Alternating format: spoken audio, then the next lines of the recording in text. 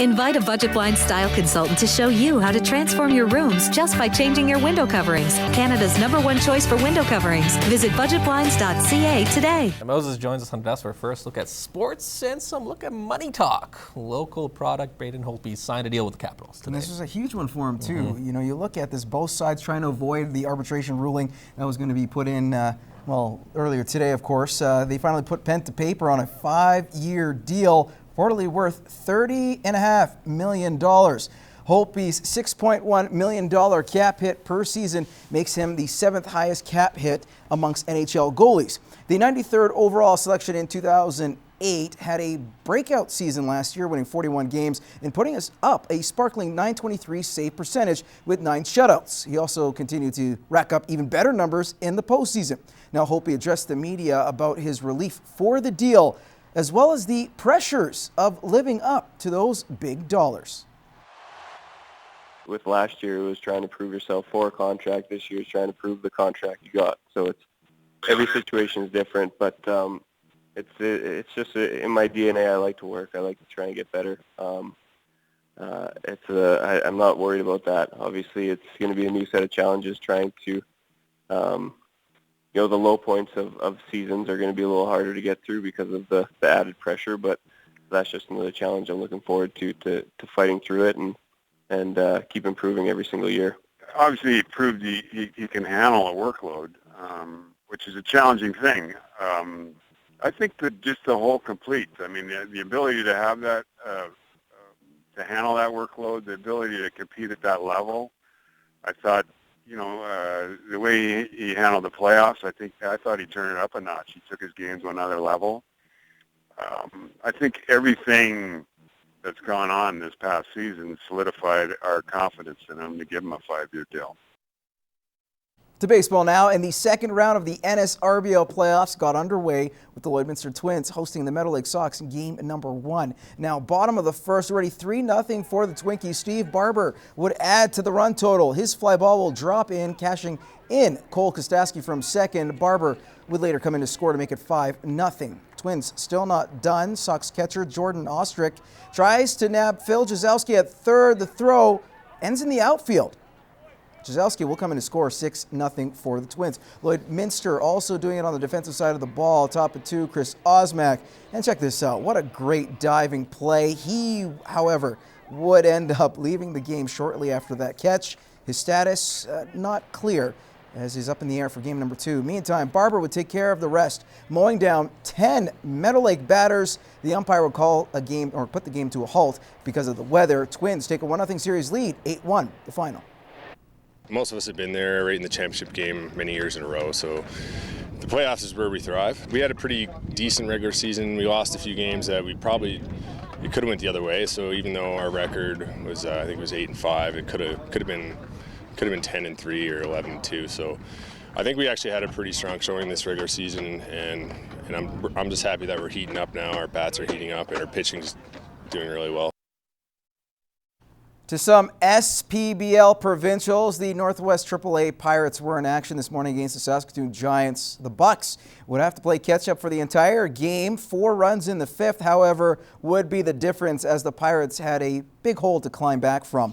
7-5 was the final. They face Regina tonight, hoping to even up that record. Meanwhile, in Moose Jaw, the AA Prairie Pirates got off to a solid start by doubling up on the Regina Pacers 8-4. And other tournament action, the Lloydminster Bantam AA Twins are also taking on the Humboldt Dodgers in provincials. We'll have a score for you later on our late night cast, as well as the Pee Wee AA Twins. Earlier this morning, they were fantastic. 16-2 over Yorkton. They currently are facing the Swift Current Indians. Now, moving on to lacrosse, the Lakealnd Heat are in unfamiliar territory this weekend. For the first time in the 3 years of existence, the team is playing for a North Conference championship. The Heat will also have their work cut out for them as they face the top team in the league. As Brett Morton reports, the team is excited that they're going on a high. To keep the intensity, these guys are kind of a funny group. They need to really relax. So we kind of try to make sure that we're having some fun. But, just kind of keep doing what we're doing, keeping the stick skills going and trying to get everybody doing their part. I think that's a big part, and just relaxing.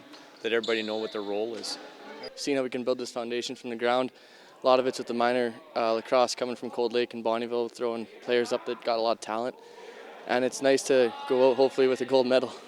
The Heat defeated the Fort Saskatchewan Rebels in both games throughout the regular season, but have to stick to their game plan to win this important series. Definitely play a strong D and really force them and play good defense and score a lot of goals too and good passing and stuff, I guess. Yeah, just keep going, keep doing what we're doing. After a slow start, the Heat found their true form and went on a roll, winning 12 of their last 13 games. Almost team chemistry. Like, a lot of us are hanging out, a lot of us are pretty close friends, so once we started kind of getting used to each other and we started trusting each other on the floor, we started clicking, and then the game started to turn around in our favor. I think we were just having a lot more fun. It was a good time, being out there and stuff, and great teamwork too. Everyone was getting along there and just translated onto the floor into good play and had a good streak there for a bit.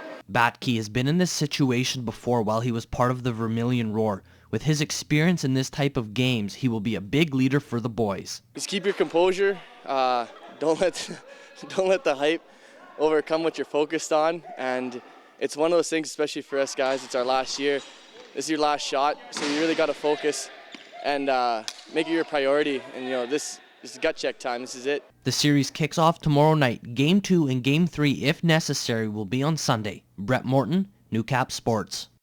Welcome back, everyone. Now, the 6th stop on the CPCA SIGA Pro Tour kicks off tonight. The Canada Cup and a cool $25,000 are on the line in Meadow Lake. Team captain and top CPCA driver Ray Mitswing is looking to continue his recent hot streak, winning back-to-back shows, 4 day monies, and a new track record he set in St. Walburg. Brett Morton caught up with the Chief to talk about his recent success.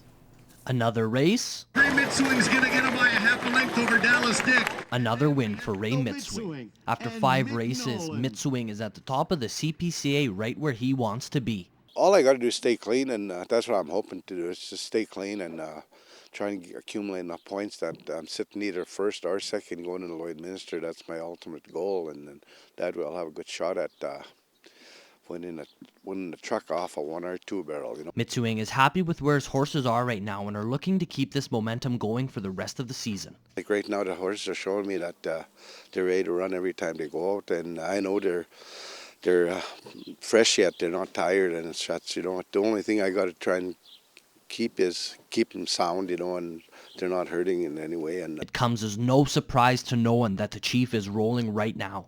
Well, the way I condition my horses in the spring, usually in the past years, it's proven fact every year that my outfits get stronger as time goes through the conditioning I have in them. Back in 2008, Ray set the St. Walburg track record and re-broke it last weekend, something the Chief has done many times. I've been doing that all my career pretty much. I think I got 11 track records in total now, and we've been doing it ever since I started, so it don't really hype you up anymore as like it would have 20 years ago or so. Coming into this season, Mitswing knew this would be his last Lloyd final, as he will be retiring after Calgary Stampede next year if he gets invited back. Going out on top and winning his 7th Canadian title would be a great way to go out. That'd just make my day if I could do that. And as far as the fans go, like I said, we got a tremendous amount of support over the years, and I just like to thank all the fans that been following us, and it's going to be a holiday for me after this, maybe. Brett Morton, Newcap Sports.